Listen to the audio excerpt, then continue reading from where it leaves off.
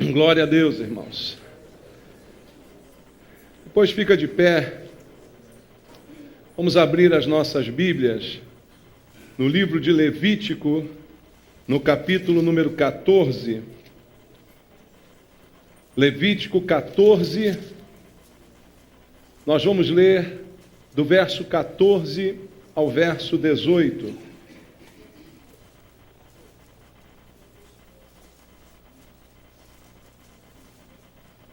Levítico 14, do verso 14 ao verso 18, a palavra de Deus diz assim: o sacerdote tomará do sangue da oferta pela culpa e o porá sobre a ponta da orelha direita daquele que tem de purificar-se, e sobre o polegar da sua mão direita, e sobre o polegar do seu pé direito. Também tomará do cestário de azeite e o derramará na palma da própria mão esquerda. Molhará o dedo direito no azeite que está na mão esquerda e daquele azeite aspergirá com o dedo 7 vezes perante o Senhor. Do restante do azeite que está na mão, o sacerdote porá sobre a ponta da orelha direita daquele que tem de purificar-se, sobre o polegar da sua mão direita e sobre o polegar do seu pé direito, em cima do sangue da oferta pela culpa. O restante do azeite que está na mão do sacerdote, pô-lo-á sobre a cabeça daquele que tem de purificar-se. Assim, o sacerdote fará expiação por ele, perante o Senhor. Amém. Graças a Deus. Vamos orar. Pai, a Tua palavra santa está diante de nós esta manhã mais uma vez. E temos aqui o privilégio de ouvi-la, mas não queremos apenas ouvi-la, queremos entendê-la, queremos praticá-la, Pai. Queremos que ela mude a direção da nossa vida. Por isso queremos dar ouvidos à Tua voz. Abrimos o nosso coração para receber aquilo que o Espírito Santo quer falar conosco esta manhã. E eu te peço, fala, Senhor. Fala porque o que queremos e precisamos é da Tua palavra, Senhor. Não a palavra dos homens, não as filosofias do mundo, não as histórias, mas sim a Tua boa palavra. Que ela nos ensine esta manhã, que ela nos inspire, que ela mude a nossa vida neste mundo. É o que eu te peço, entregando em Tuas mãos a minha vida, clamando pela unção e o poder do Espírito Santo, para que assim possa ministrar a Tua palavra, que ela quebre barreiras para chegar aos nossos corações. É o que eu te peço em nome de Jesus. Amém. Louvado seja Deus, irmãos. Podem sentar. Amados, aqui está um texto no livro de Levítico. O livro de Levítico é um livro de instruções de Deus no Antigo Testamento, um livro da lei, um livro que traz instruções detalhadas de Deus para os sacerdotes, como eles deveriam oficiar no templo, de que maneira eles deveriam conduzir as cerimônias. Tudo isso nós encontramos no livro de Levítico. Mas algo que eu sempre ensino na igreja e tenho falado aos irmãos há muito tempo, é que tudo que está na Bíblia, a própria Bíblia afirma, o apóstolo Paulo, lá escrevendo a Timóteo, ele diz que toda a Escritura é inspirada por Deus e é útil para o ensino. E quando Paulo fez essa afirmação, o Novo Testamento ainda não existia. Então, quando Paulo se refere à Escritura, ele está falando do Antigo Testamento. E está dizendo que todo ele é útil para o ensino, para que a gente aprenda. Então, aqui está um texto de muita utilidade para o nosso aprendizado. Mas é preciso compreender. Por quê? O que aqui está escrito, a cerimônia descrita que nós acabamos de ler, precisa ser entendida pelos seus princípios. Veja, nós não praticamos mais este cerimonial, mas os princípios que levaram Deus a requerê-lo continuam de pé. O que Deus queria ensinar com estes princípios continua valendo, e nós temos que entender. Então há um caráter simbólico em todas as cerimônias descritas no Antigo Testamento. Deus estava ensinando o povo através de símbolos que somente mais tarde eles iriam compreender completamente. Para aquele momento, isto servia para o propósito de Deus. Mas o propósito não era restrito àquele momento. Ele ainda é válido hoje no que se refere aos princípios que Deus estava estabelecendo através dos símbolos mostrados aqui. Então, são símbolos que anunciam previamente aquilo que estaria por vir no Novo Testamento. Todo o Antigo Testamento aponta para o Novo Testamento, para o advento de Jesus Cristo. Todas as cerimônias, todos os rituais apontam para o que Deus estava planejando lá atrás. Desde que o homem pecou, Deus já tinha programado se tornar carne, habitar entre nós, para resgatar a humanidade. E tudo que está escrito aponta para este fato, para que depois a gente pudesse ter o entendimento dos princípios que Deus já estava revelando aqui. E no livro de Levítico, há muitos destes símbolos, há muitas destas cerimônias, não é? E aqui estamos diante de uma cerimônia que era específica para uma ocasião. Se há um título, um subtítulo aí no capítulo 14 na sua Bíblia, na minha está escrito assim: a lei acerca do leproso depois de sarado, depois de purificado. Quando um leproso era purificado, ele se submetia a esse ritual. Você deve lembrar que certa vez Jesus, ao curar leprosos, disse que eles fossem se apresentar ao sacerdote. Para quê? Para que esse ritual fosse realizado, para que a sua cura fosse atestada e a lei fosse cumprida. Jesus não veio revogar a lei, mas veio cumpri-la. Então ele falou dessa forma. E o ritual era esse, descrito no capítulo 14 do livro de Levítico, que nós acabamos de ler aqui. E nessa cerimônia descrita aqui, o sacerdote participava de um ritual de purificação do leproso, daquele que estava enfermo e que foi curado. Veja, ele não é curado no ritual, mas após ser curado, ele se submetia a esse ritual. E há muita coisa que a gente pode aprender aqui com essa experiência, entendendo-a sob a luz do Novo Testamento, entendendo os símbolos aqui descritos e o princípio que Deus queria revelar para nós através desta cerimônia. Há algumas coisas que dizem respeito, inclusive, a nós mesmos. Já preguei aqui algumas vezes, falando que simbolicamente, irmãos, nós somos os leprosos. Lembra quando eu preguei aqui sobre Naamã, o Sírio, com sua lepra? Leproso, mas orgulhoso. É a condição do homem pecador.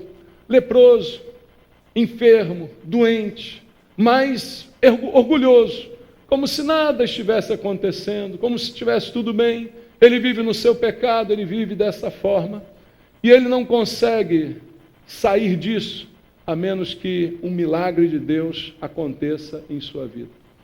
E era isso que esta cerimônia estava simbolizando.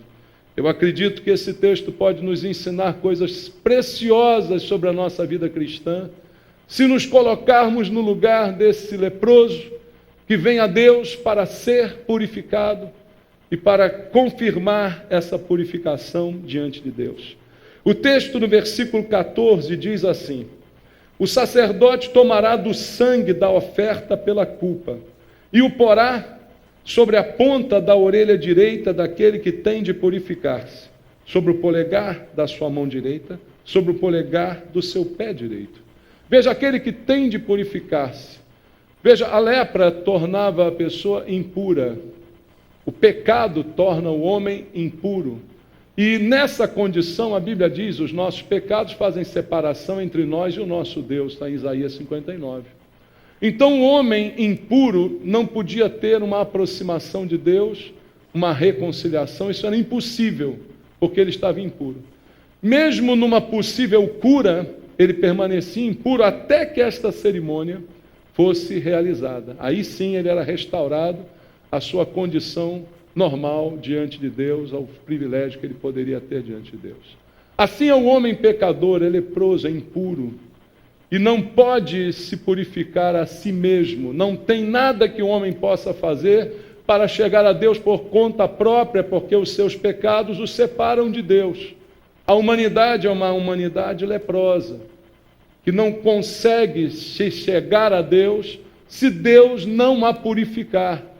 Se não houver uma purificação vinda de Deus, não adianta uma purificação que aconteça só no corpo, só no exterior. Não adianta um trabalho mundano ou secular para purificar uma pessoa, se por Deus ela também não for purificada. E aí diz a Bíblia que o sacerdote tomava do sangue do sacrifício pela culpa. O livro de Levítico nos descreve alguns sacrifícios, e era feito um sacrifício pela culpa. Todo culpado precisa de um sacrifício pela culpa. Hoje, qual é o nosso sacrifício pelas nossas culpas? É algo que a gente faça? É uma penitência à qual nos submetemos? Ou é algo que Deus fez por nós, morrendo em nosso lugar na cruz do Calvário? O nosso sacrifício pela culpa é Jesus. Ele derramou o seu sangue para que nós pudéssemos ser purificados, é o que diz a Bíblia. Então há também este princípio em relação a Jesus. O princípio da salvação em Jesus era o mesmo princípio da purificação do Antigo Testamento. Era necessário que o sangue fosse derramado para que a pessoa fosse purificada. Então, queridos, o que está acontecendo aqui é um símbolo do que aconteceria depois com Jesus Cristo. Ele é a nossa oferta pela culpa. O sangue de Jesus foi derramado para que a nossa culpa fosse removida, para que o nosso pecado que nos separa de Deus fosse removido em seus efeitos, para que nós pudéssemos ser reconciliados com Deus, como diz a Bíblia em Romanos capítulo 5. Mediante Jesus Cristo fomos reconciliados. Tivemos acesso novamente à presença de Deus, da qual estávamos separados de forma definitiva. Mas aquele que vinha se purificar, que representa aqui o homem perdido, leproso, ferido, sem Jesus, não é? Vem para ser redimido por Cristo, pelo sangue de Jesus. É como nós, quando chegamos para Deus. Chegamos para Deus para ser por Ele perdoados. Por isso, irmãos, não há nenhum outro motivo que traga alguém a Jesus que fará tanta diferença quanto este. Se você vier a Jesus para ser abençoado, pode até ser que você seja abençoado, mas o seu problema continua, que é o seu pecado. A sua culpa permanece. Aquele que vem a Jesus deve vir em primeiro lugar para ser perdoado. Porque ainda que eu seja abençoado, mas não seja perdoado, de nada adiantou aquilo que eu recebi. Se não recebi o mais importante, que é o perdão da minha culpa.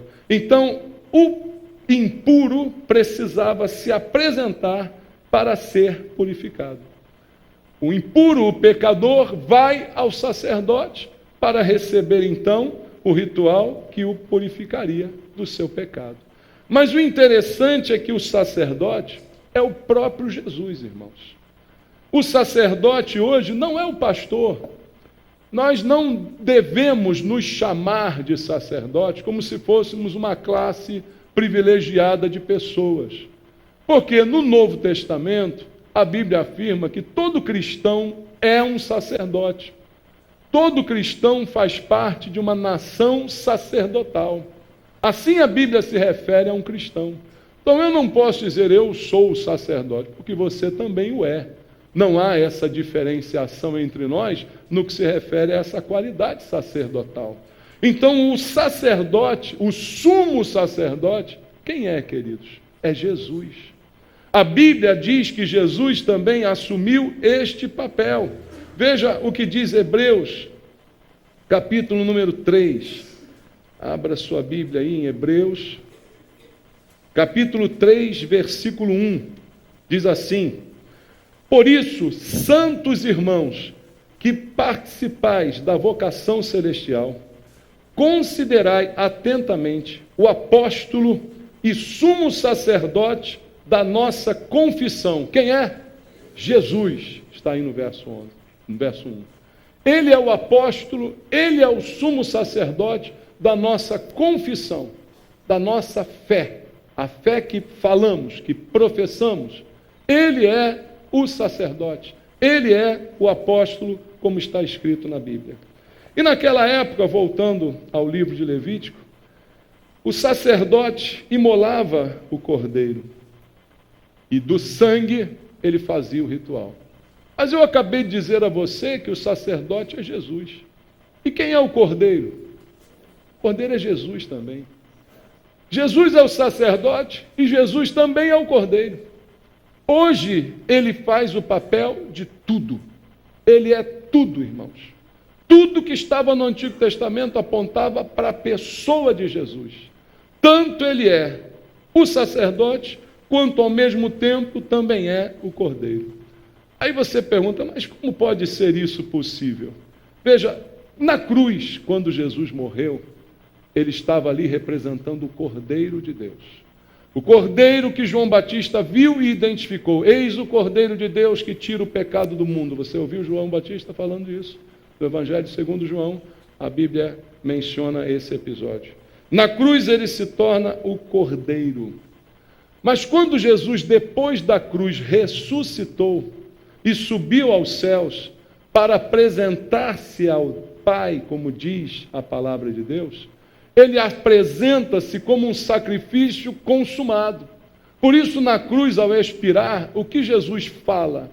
Está consumado, está feito, está pronto, está pago, está resolvido. E ao ressuscitar, ele vai dizer, ainda não subi para o meu Pai. Quando ele sobe, ele vai para apresentar que o sacrifício, que o cordeiro foi morto, e o sacrifício foi simplesmente consumado. Então, quem apresenta o sacrifício do cordeiro ao Pai? É o próprio Filho. Então ele é o cordeiro na cruz e ele é o sacerdote. Porque o sacerdote apresenta o sacrifício a Deus. Jesus morre como cordeiro e ele mesmo sobe aos céus e apresenta-se a si mesmo a Deus como um sacrifício que foi consumado. Então ele é ao mesmo tempo o sacerdote, ao mesmo tempo o próprio cordeiro. Por isso, irmãos, hoje o cristão não necessita de nenhum intermediário. Não existe ninguém entre nós e Deus. Há um só Deus e um só mediador entre Deus e os homens. Quem a Bíblia diz que é? Jesus. Não há necessidade de nenhum intermediário, porque Jesus é tanto o cordeiro quanto o sacerdote. Por isso não se aplica a nenhum padre, a nenhum pastor, pai de santo, sei lá o que for, o título de sacerdote. Porque Jesus é o sacerdote e Jesus é o sacrifício. Eu não tenho intermediários, eu não sou o seu intermediário para levar você a Deus. Você entende isso? Minha função aqui é outra, amados. É cuidar, é pastorear, é ensinar, é mostrar as Escrituras Sagradas, mas não mediar o teu relacionamento com Deus, porque não há mediadores a não ser Jesus, porque Ele é tanto o sacrifício quanto o sacerdote que o apresenta a Deus em nosso favor. Em outras palavras, irmão, Jesus é tudo. Por isso, por Ele, por meio dEle, para Ele, são todas as coisas, como dizia o apóstolo Paulo. E as três partes em que o sangue do sacrifício era colocado, você viu no texto sagrado, dizendo que era sobre a orelha direita, o polegar da mão direito e o polegar do pé direito. Isso abrangia a integridade do corpo, a parte superior, a parte mediana e a parte inferior. Simbolicamente, o que está sendo dito é que o sangue de Jesus nos purifica completamente. O sangue do sacrifício pela culpa seria colocado no leproso impuro para purificá-lo não apenas numa parte do seu corpo. De repente a lepra deu só na testa, como Miriam, não é? Mas a purificação tinha que ser de corpo inteiro. De repente o pecado de alguns de nós era uma área só, mas a purificação tem que ser por completo. O sangue então era colocado nessas três partes, simbolicamente, para dizer que todo pecador estaria sendo purificado naquele momento. Assim é o sangue de Jesus e o seu sacrifício por nós. Ele nos purificou totalmente. Não existe conversão pela metade. Não existe conversão em partes. O sangue nos purifica por inteiro. É o símbolo que Deus estava deixando para o nosso conhecimento. E somente o sangue de Jesus tem o poder de nos purificar. Abra a Bíblia em 1ª Epístola de João, capítulo 1, versículo 7. A 1ª Epístola de João, capítulo 1, verso 7. A Bíblia diz assim: se, porém, andarmos na luz, como Ele está na luz, mantemos comunhão uns com os outros, e o sangue de Jesus, seu Filho, nos purifica de quê? De todo pecado. Só o sangue de Jesus purifica. E qual a abrangência dessa purificação? Todo pecado. No corpo inteiro. Completamente purificado por Jesus. Então, a obra de Jesus é única e completa para a nossa salvação. É o único Senhor, é o único nome dado entre os homens pelo qual possamos ser salvos, e é Ele, exclusivamente Ele. Não precisa da ajuda de apóstolo, porque Ele é apóstolo e sacerdote, você leu comigo em Hebreus. Não precisa a ajuda de nenhum mediador, de nenhum santo, de uma intercessora, de Maria, de ninguém. É exclusivamente Jesus Cristo. Porque foi Ele que foi para a cruz, foi Ele que verteu o sangue e foi Ele que se apresentou corpo inteiro para Deus. Como sacerdote, o sacrifício foi apresentado para a nossa salvação. E foi pelo seu sangue, a Bíblia diz que o véu foi rasgado. Quando Jesus morreu na cruz, o véu que separava o santo lugar do santo dos santos foi rasgado. E agora qualquer um pode ter livre e direto acesso ao mais santo dos santos, o mais sagrado, a presença real de Deus. Por meio de Jesus Cristo, podemos entrar na presença de Deus, que até antes disto era vedado a todos, mesmo aos purificados. Somente o sumo sacerdote, uma vez ao ano, podia entrar nessa presença. Agora, todos nós podemos, porque o sangue de Jesus é poderoso para nos purificar e fazer isto totalmente, como diz a Bíblia Sagrada. Amados, este é o efeito do sangue de Jesus sobre a nossa vida. Ele cancela as nossas dívidas, cancela o nosso pecado, cancela tudo aquilo que fizemos de errado. É como se a dívida escrita, como diz Paulo, fosse simplesmente rasgada. O que estava escrito contra nós, aquele livro de dívida infindável que nós tínhamos, é rasgado e simplesmente apagado pelo sangue de Jesus. Mas há um problema ainda. O sangue de Cristo apaga as nossas dívidas passadas. E eu acredito, inclusive, que se ainda pecarmos por acidente, é a Jesus que vamos recorrer. Também pode apagar as nossas dívidas futuras. Mas há algo que o sangue não faz por si só. O sangue de Cristo não tem poder de limpar a nossa consciência, irmãos. E isso é importante de ser entendido. Ele vai limpar, mas algo vai ficar faltando ainda.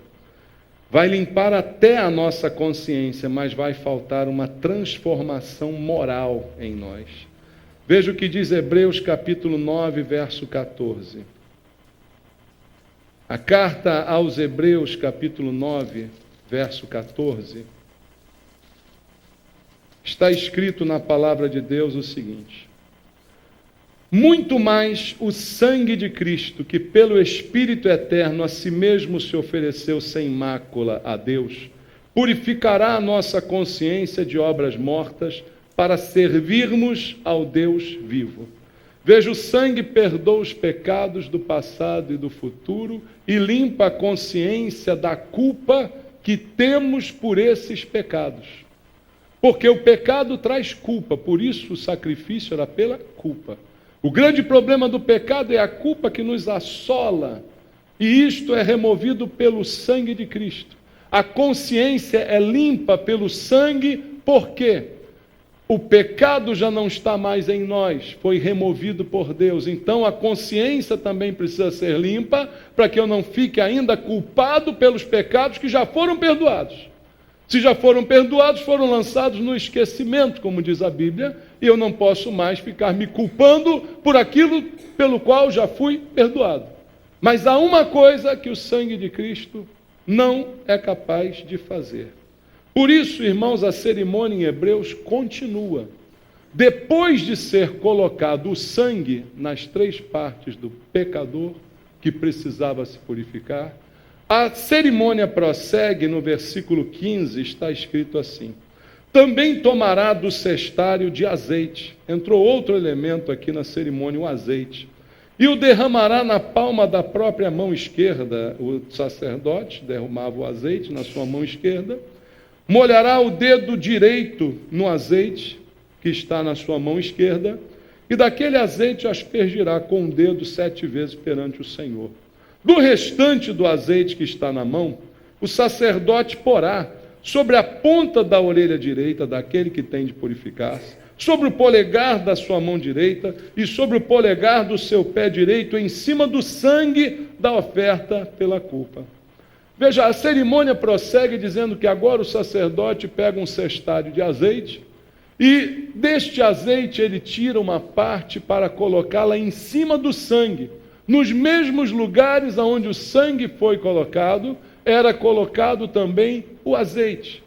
Por que será que era necessário isso? O azeite ser aplicado nos mesmos lugares onde já havia o sangue. Não basta o sangue, fomos purificados, fomos perdoados, nossa consciência foi limpa da culpa pelos pecados.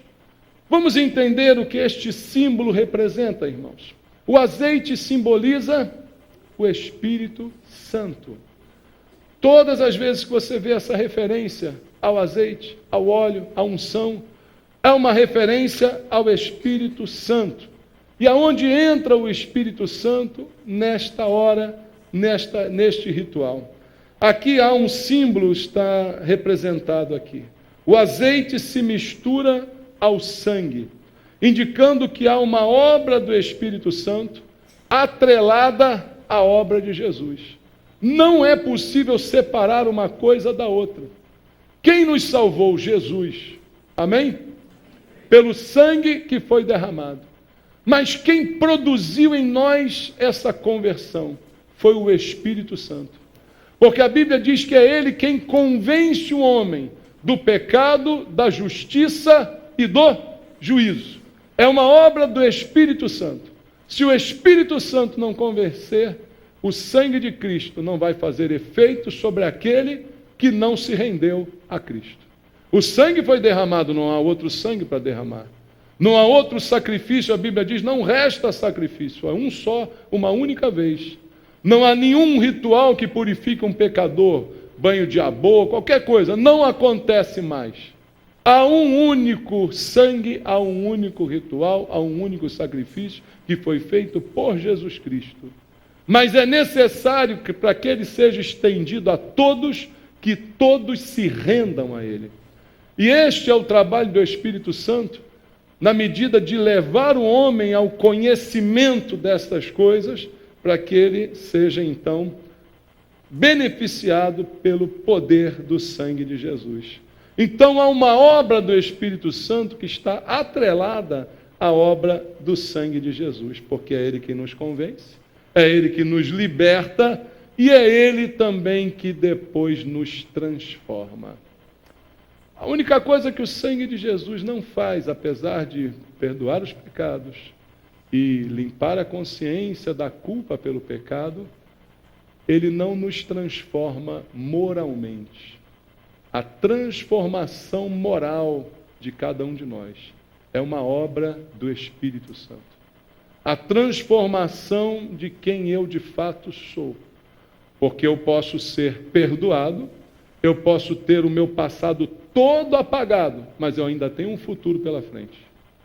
Por isso a Bíblia diz que o Espírito Santo é a habitação naquele que crê.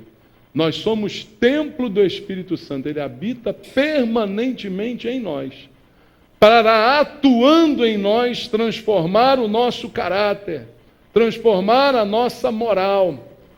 Não adianta ser salvo pelo sangue, perdoado pelo sangue, se não for transformado pelo Espírito.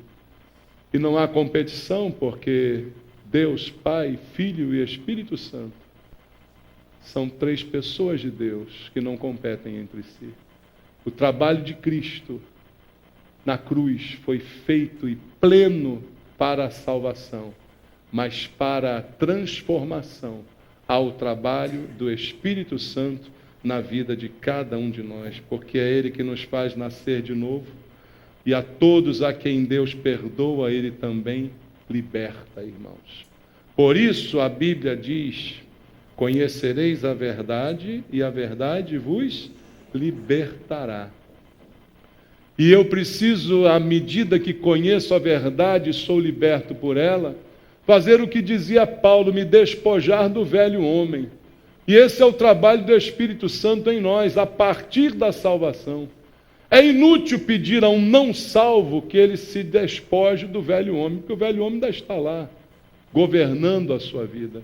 Mas um salvo que já foi perdoado, que já foi liberto por Cristo, agora com o Espírito Santo, tem o poder de se despojar do velho homem, de dia a dia se transformando moralmente, dia a dia trabalhando em sua vida o Espírito para torná-lo cada dia mais uma pessoa melhor. É o trabalho do Espírito Santo que se segue ao trabalho do sangue de Jesus. Deus não nos perdoou, irmãos, para que a gente volte aos nossos pecados de antes. Você entende isso? O sangue de Jesus me purificou, me perdoou, apagou a minha consciência da culpa. Opa, legal, estou livre agora para pecar novamente? Você lembra o que Jesus disse àquela mulher surpreendida em adultério? Filha, ninguém te condenou, tampouco eu te condeno. Vai e não peques mais. Amém, irmãos? Pecado não é uma opção para a nossa vida.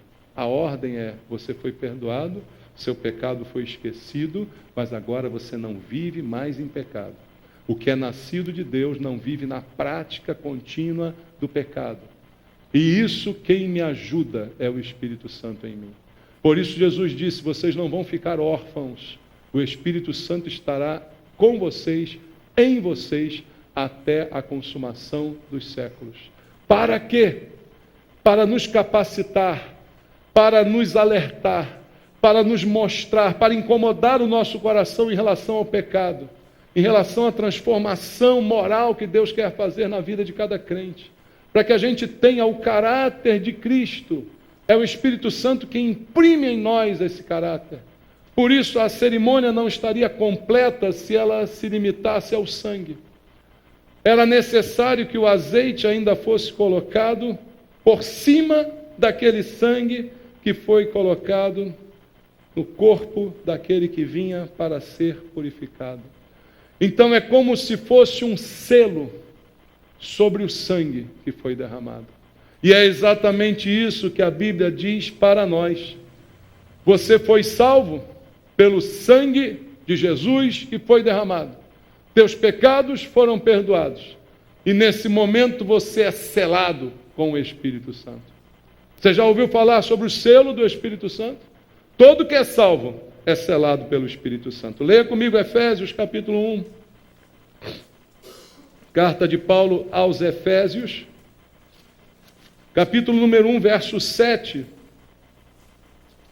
Está escrito assim: no qual temos a redenção pelo seu sangue e a remissão dos pecados, segundo a riqueza da sua graça. Paulo está dizendo que Jesus Cristo, falando dele, está dizendo: nesse Jesus, nós temos a redenção pelo seu sangue, por causa do seu sangue. nós temos a remissão dos nossos pecados, porque Ele é gracioso, é de graça, ninguém pagou nada por isso, Ele deu, Ele se entregou por nós.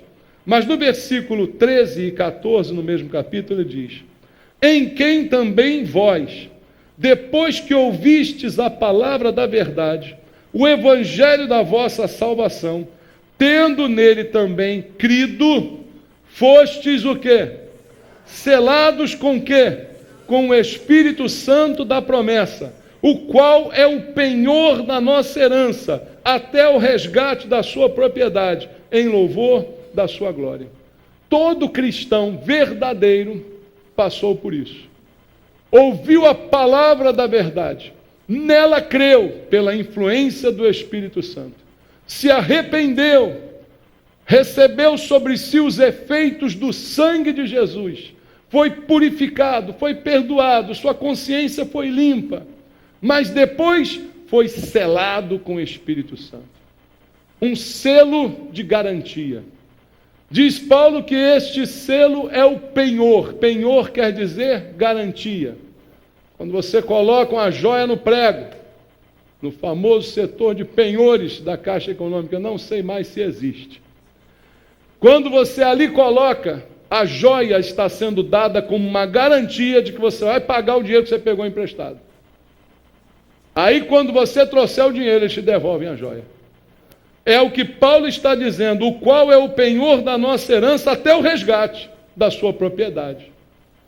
Deus nos sela com o Espírito Santo como garantia da nossa salvação. E isso vai ficar sobre nós até o resgate. O resgate é quando a gente se encontrar com Ele. Pronto, Ele pega a gente, acabou, está pago, né? Fui resgatado, estou com o Senhor depois da morte. Então, queridos, o Espírito Santo é o selo da autenticação, da salvação que se operou em nós. Por isso não há um crente que não possa ter o Espírito Santo. Se é crente, tem o Espírito Santo. Se não tem, não é crente. Ele pode ter vindo à igreja, pode ter ficado anos na igreja, pode ter feito até um monte de coisa na igreja, mas se não tem o Espírito Santo, se não foi transformado moralmente, não vem sendo transformado à medida do tempo pela ação desse Espírito, não é cristão. Para esse não há salvação. Ele não perde a salvação porque, na verdade, ele nunca teve. Entende isso? Mas o que é salvo e é selado como garantia até o final.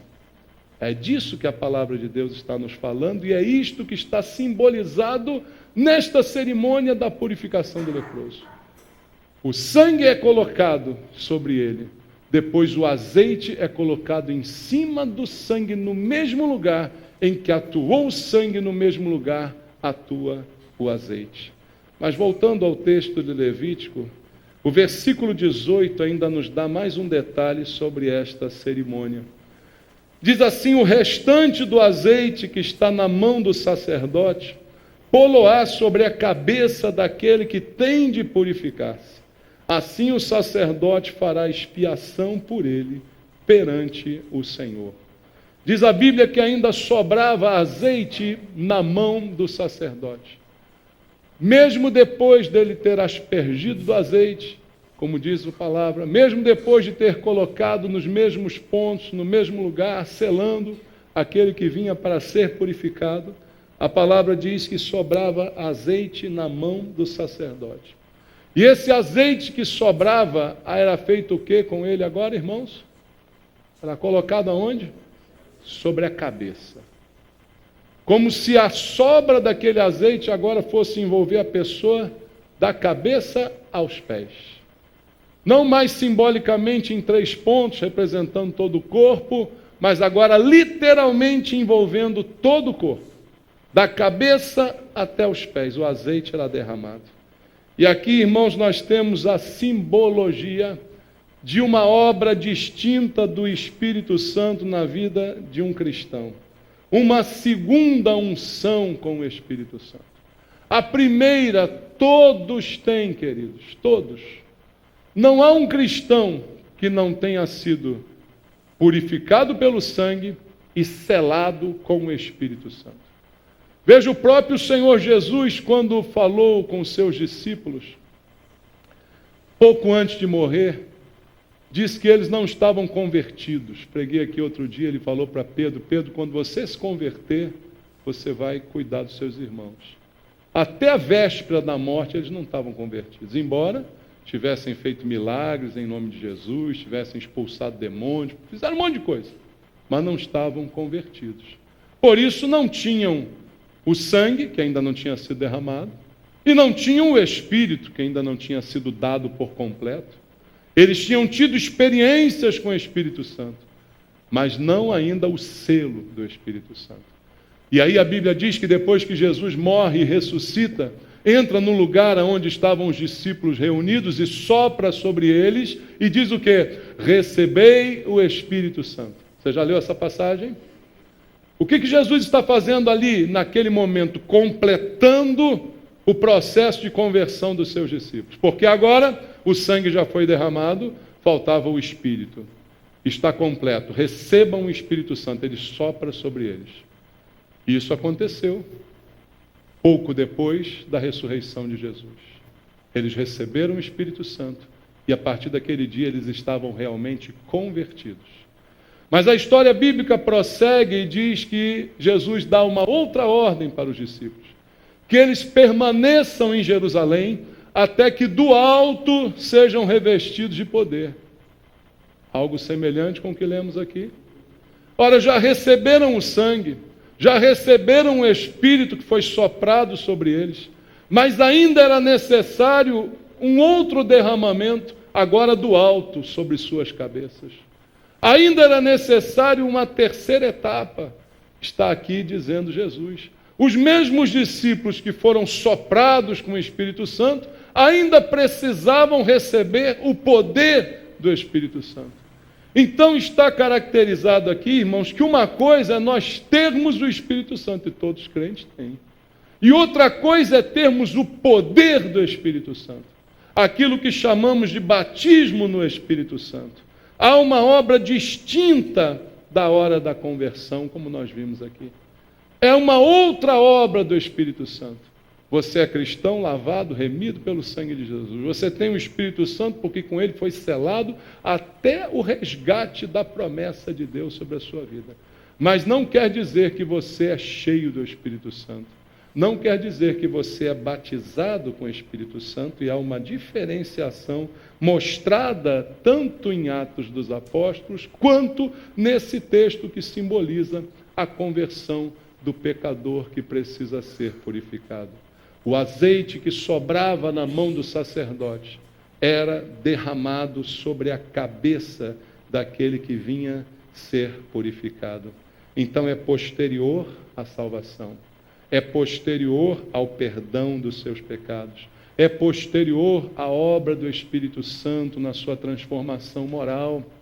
É algo a mais que Deus tem para você. O enchimento do Espírito Santo, como uma abundância de azeite que ainda está sobrando, não acabou, irmãos. Amém? Não é um dom, como dizem alguns, que acabou no passado. O azeite ainda está nas mãos do sacerdote chamado Jesus. E ainda há azeite em abundância para ser derramado sobre a sua vida, se você assim o quiser.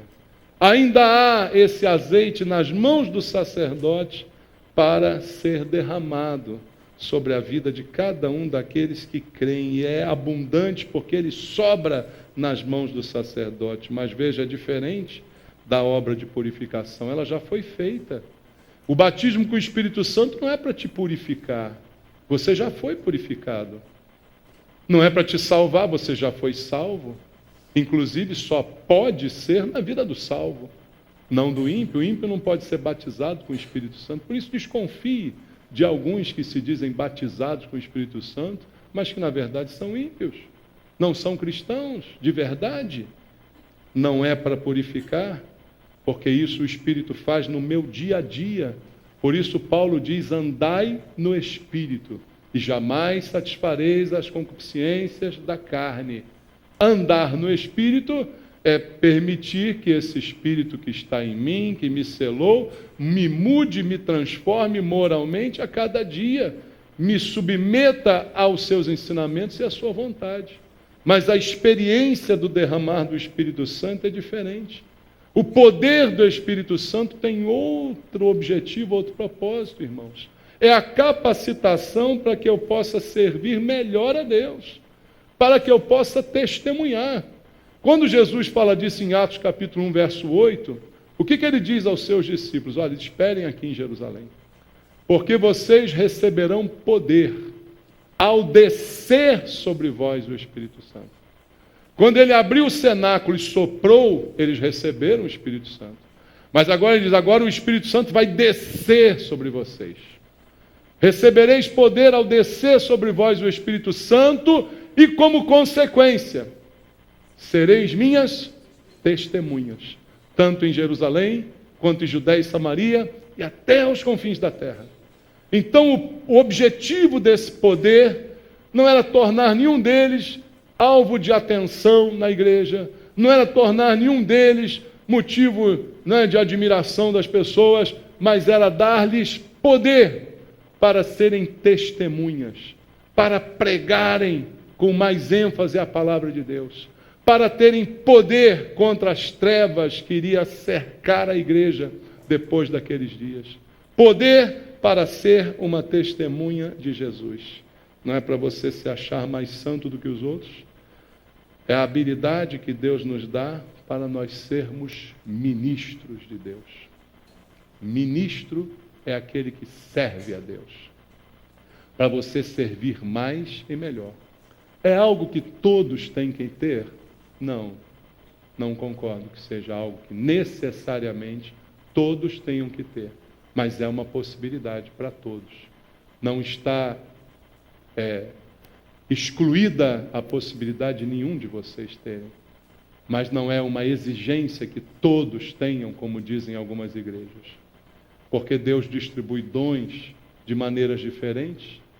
E esse é mais um dom que Deus está dando com um objetivo bem definido, que te ajudará bastante a levar adiante o teu ministério, certamente, mas a alguns talvez não seja dado, não importa.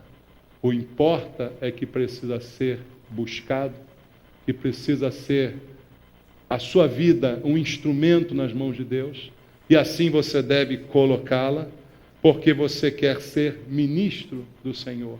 Segunda aos Coríntios, capítulo 3, há um texto esclarecedor,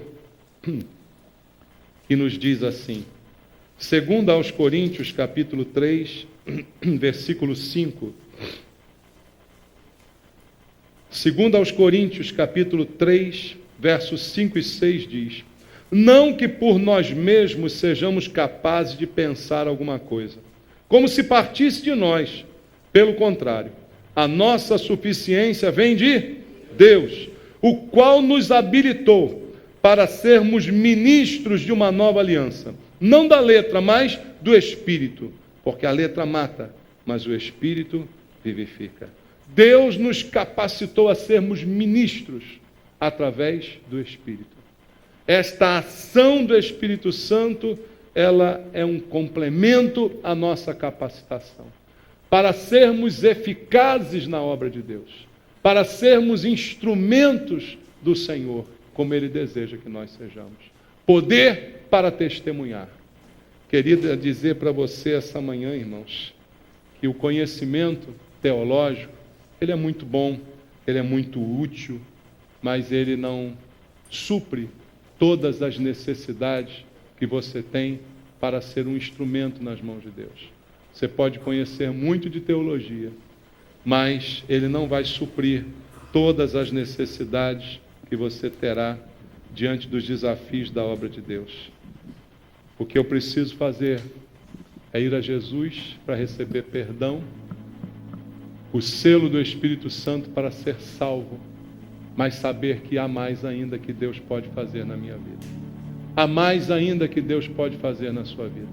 Há azeite ainda na mão do sacerdote. Está disponível para você. A você que deseja um pouco mais, deseja ser um pouco mais usado, mais testemunha do amor de Deus, mais poder para a ministração, mais poder para servir a Deus e não para aparecer. O Espírito Santo ainda hoje batiza, ainda hoje derrama com fogo sobre a vida daquele que se coloca à disposição dele. Coloque-se à disposição de Deus. Que você seja um instrumento nas mãos de Deus, cheio do poder do Espírito Santo, para que você seja sempre testemunha daquilo que Deus tem feito. Amém?